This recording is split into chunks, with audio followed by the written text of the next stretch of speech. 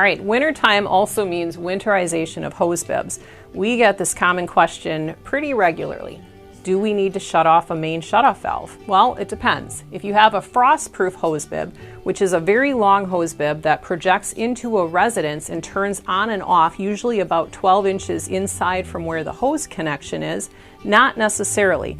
If that frost-proof hose bib is installed correctly, and we're going to go outside to peek at it in a little bit, the water will actually self-drain out of the hose bib as long as there's not a hose or an attachment connected at the end.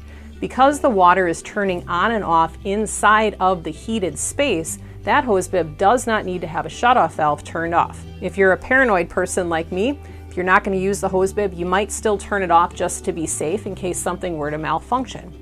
Inside of the home, every hose bib line should have a dedicated water line with a shutoff valve. You're just going to simply turn that lever so that it's perpendicular to the pipe, which tells us that this is a stopping point so that water does not continue to run. In the spring, when it's time to bring that hose bib back into operation, we're just going to turn this back on.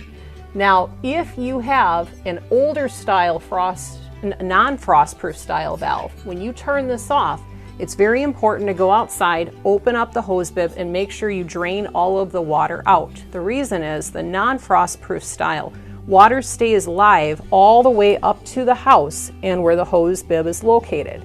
So if that frost penetrates into that home, it could freeze that line, break that line, and you could have a flood inside of the basement. With a frost-proof line, if you forget to turn it off and remove the hose, you could end up also breaking that and creating a flood, which is why I believe it's just great practice, and our team strongly recommends just turning this off at the end of the season. And if you've got a really great, nice warm day in December where you want to go ahead and wash the car, you can always just very easily turn it back on. Better safe than sorry is our motto. Determining whether or not you have a frost-proof hose bib can be tricky. Here we have one style of frost-proof hose bib. It actually has backflow preventer built inside of the valve body here, and there's a large flange that's right on the outside. Some people talk about when they go to turn their hose bib on and off, the hose bib goes in and out of the house or side to side, or the whole thing starts to turn, and often that's because somebody hasn't taken the time to properly mount that. Very important to do so you do not create an issue with a pipe on the inside of the house as things are moving around. When this hose bib here is getting prepped for winter, now that we're in that time of season, I disconnected this hose, completely removed it. I'm leaving these threads bare for the season, leaving it in the off position because it is a frost-proof and it's turning water off about 12 inches inside of the house.